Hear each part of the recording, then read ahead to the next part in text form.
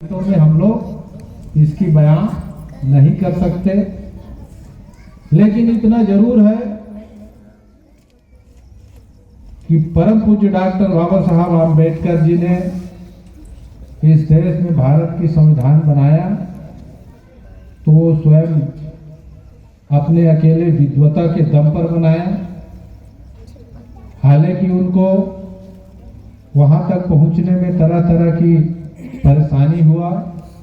वो चाह रहे थे कि वो हमारे मार्ग प्रशस्त हो, और इसी कड़ी में उन्होंने अपना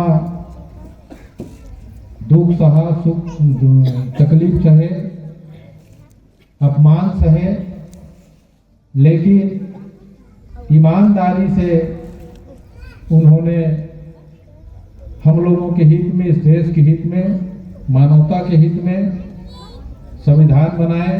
कहने का तात्पर्य कि अगर किसी भी समाज को एक ईमानदार व्यक्ति मिल जाता है तो एक अकेले ईमानदार व्यक्ति के ही दम पर समाज का उन्नति और तरक्की विकास हो सकता है। एक ही ईमानदार व्यक्ति। ऐसे तो हम लोग लाखों में नहीं करोड़ों में हैं, लेकिन समाज को एक ईमानदार व्यक्ति की जरूरत है। और वास्तविक में अगर कहीं हम समीक्षा करें तो डॉक्टर बाबा साहब आम्बेडकर जी भारत का संविधान तो बना दिए थे, 26 जनवरी 1950 को लागू कर दिए थे। संविधान में सारे संवैधानिक अधिकार है, और संविधान की प्रतिफल को देखें तो आज हम जिस माइक को पकड़ के बोल रहे हैं, अपनी विचार को रख रहे हैं, आप लोग सुन रहे हैं, ये तो संविधान का प्रतिफल है। वो अभी मिला, लेकिन वास्तविक में अगर थोड़ा सा चिंतन करके देखें तो हमारे लिए भारत के संविधान में जो संवैधानिक अधिकार बन गया था, देश को समर्पित हो गया था, संविधान लागू हो गया था, उसके बावजूद में भी हमारी अज्ञानता के कारण बहुत सारे अधिकार लागू नहीं थे। क्यों नहीं थे? क्योंकि संविधान को तो डॉक्टर बाबा साहब आम्बेडकर ने बना दिए, और हम लोगों को उनके बारे में बताने के पहले ही वो यहाँ से चले गए। लेकिन संविधान विरोधी लोगों ने डॉक्टर बाबा साहब आम्बेडकर जी के बनाए संविधान को पूर्णतः न तो लागू किए, उनको भी लागू करवाने के लिए एक ईमानदार व्यक्ति की जरूरत पड़ा। थे तो हम लोग लाखों करोड़ों में, लेकिन उनको भी लागू करने के लिए एक ईमानदार व्यक्ति की जरूरत पड़ा। और हमारे बीच में मानवर काशीराम साहब एक ईमानदार व्यक्ति के रूप में आए। जिस तरह जितना परम पूज्य डॉक्टर बाबा साहब आम्बेडकर जी ने 18 घंटा पढ़कर विद्वता हासिल करके, विद्वता के दम पर वो हमारे लिए संविधान बनाए, लेकिन मान्यवर काशीराम जी ने 24 घंटा लगाकर पूरे देश के लोगों को संविधान के अधिकार बताने का काम किया। आप समीक्षा करके देख लो, मान्यवर काशीराम जी का जीवन और संघर्ष को देखें तो बहुजन समाज पार्टी बने 84 में बना है, 38-40 साल समथिंग हो रहा हो है? 40 साल मान लीजिए। 40 साल के पहले हम न तो बाबा साहब को जानते थे, न संविधान को जानते थे। कुछ गिने चुने जरूर लोगों को पता होगा, मैं नहीं कह सकता कि किसी को पता नहीं, लेकिन वो भी गूंगे बहरे थे जानने के बाद। मान्यवर काशीराम जी ने यही संविधान की सारी बातों को, सारे संवैधानिक अधिकारों को बताने का काम किया।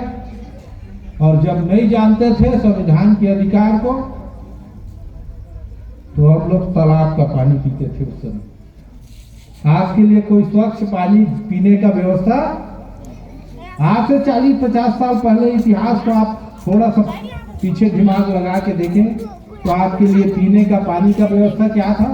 प्रकृति में तालाब, उसी में नहाते थे, उसी में कपड़ा भी धोते थे और उसी का एक गुंडी लेके आके दाल बांटते थे और भात भी रखते।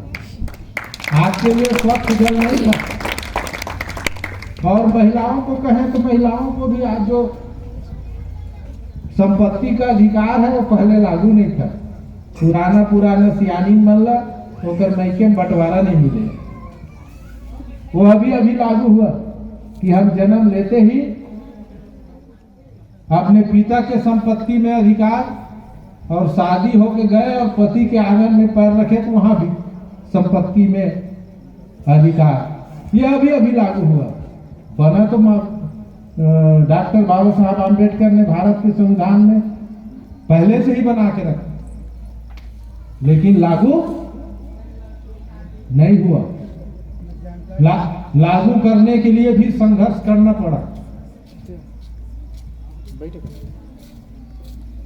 तो इसलिए आज हम लोगों को जागरूक होने की जरूरत है। रही सवाल हमारे महापुरुषों ने, परम पूज्य बाबा साहब आम्बेडकर, मान्यवर काशीराम जी, उन्होंने अपने जीवन काल में अपने अनुभव को हम लोगों से बयां किया कि हमारे बीच समाज में अगर कहीं कोई अवरोध है तो हमारी समाज में समाज के ही चमचे हैं। चमचों से सावधान रहने के लिए कहा, क्योंकि डॉक्टर बाबा साहब आम्बेडकर जी को अगर रोकना चाहा तो कौन रोके? कौन रोके भाई? हैं? चमचे ही। और मान्यवर काशीराम जी ने तो इस पर चमचा युग का पुस्तक ही लिखा। जैसे जैसे हम लोग जानकार होते गए, समझदार होते गए,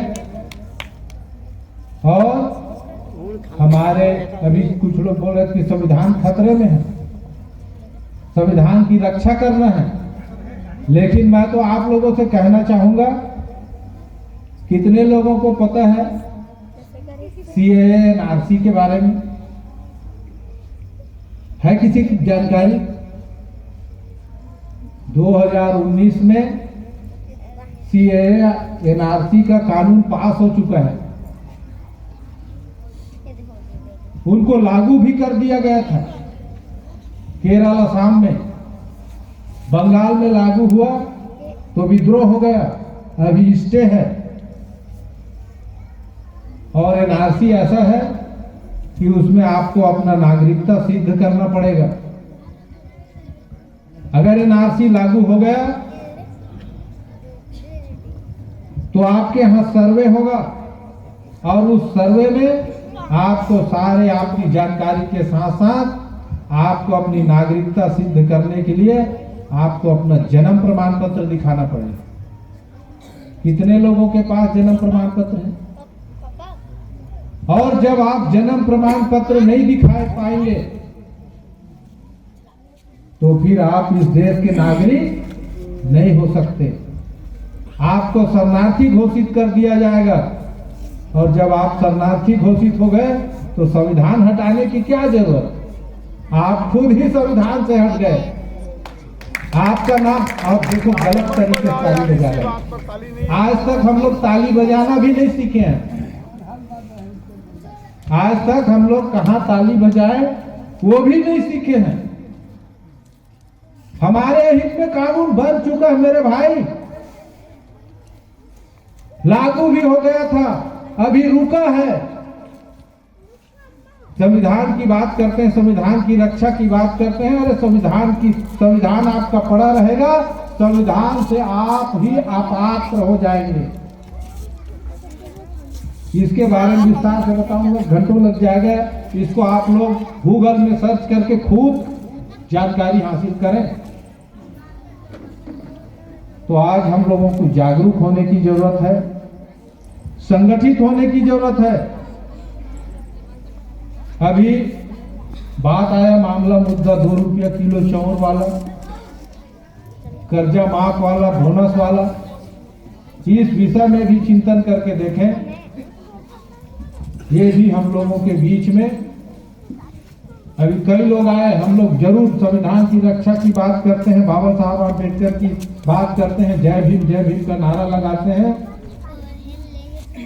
लेकिन जब कर्जा माफ का बात आया तो बोले यार पंचायत खाते सरकार बनती तो 2 लाख मोर फायदा मुझे। दिमाग किधर जा रहा है? क्यों भाई? और उसी चक्कर में हम जैजापुर को हार गए, पामगढ़ को हार गए, कर्जा माफ के चक्कर में। और वही लोग जय भीम भी बोल रहे हैं, वही लोग जय भीम बोल रहे हैं जो कर्जा माफ के चक्कर लालच में बटन दबाए हैं गलत जगह। चिंतन करके देखो, आप हाथी छाप में बटन दबाना शुरू किए हैं, उसी दिन से आपके मोहल्ले में बोरिंग लगा, उससे पहले नहीं लगा। हाथी छाप में बटन दबाए उसी दिन से लाइट आया है। हाथी छाप में जितना ज्यादा बटन दबाते गए, आपको 2 रुपया चावल मिल गया, आपको फोकट में घर मिल गया, आपका आयुष्मान कार्ड बन गया। हाथी बटन दबते रहा, आपका गली कांक्रीटीकरण हो गया, हाथी बटन दबते रहा। क्या नहीं मिला बताइए? सरकार का सारा योजना का लाभ तो मिला, और जिस दिन बटन दबना बंद हो जाएगा, दावे के साथ कहता हूं कुछ नहीं। तो इसलिए हम लोगों को संगठित होने की जरूरत है, राजनीतिक रूप से संगठित होने की जरूरत है। ऐसे नहीं है कि खाकर बिहार में होता हो गए, मरनी हनी जब मां कोई शकला आ गए एक साथ। लेकिन राजनीति में गए है अपन अपन मर्जी के तो आए। तो इसलिए मैं आप सभी से निवेदन विनती करता हूं कि आप लोग परम पूज्य बाबा साहब आम्बेडकर, माननीय काशीराम साहब जैसे संतों, गुरुओं, महापुरुषों के बताए मार्गों पर चलें, संगठित, शिक्षित बने, संगठित रहें और संघर्ष करें। ऐसा आप लोगों से निवेदन करते हुए आप लोगों ने निश्चित रूप से संविधान के वाचन के नाम पर एक कार्यक्रम का आयोजन किए, और इस कार्यक्रम से हम सबको प्रेरणा मिला। इसके लिए आयोजक समिति के सभी साथीगण, समस्त ग्रामवासी, आप सभी का मैं हृदय से आभार करता हूं कि आप लोग हम लोगों को अतिथि के रूप में आमंत्रित किए, सम्मान दिए, 2 शब्द कहने का अवसर दिए। इसलिए आप सबका बहुत बहुत धन्यवाद। जय भीम, जय भारत।